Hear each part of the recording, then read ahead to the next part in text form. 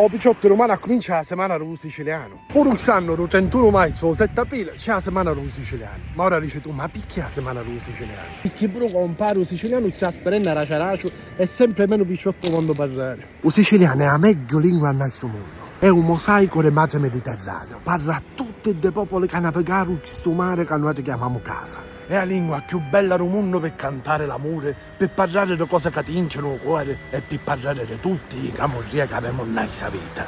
Perdere la nostra lingua significasse perdere la nostra cultura, perdere secoli di cose belle, di letteratura, di poesia, di tante facce che hanno parlato della nostra terra.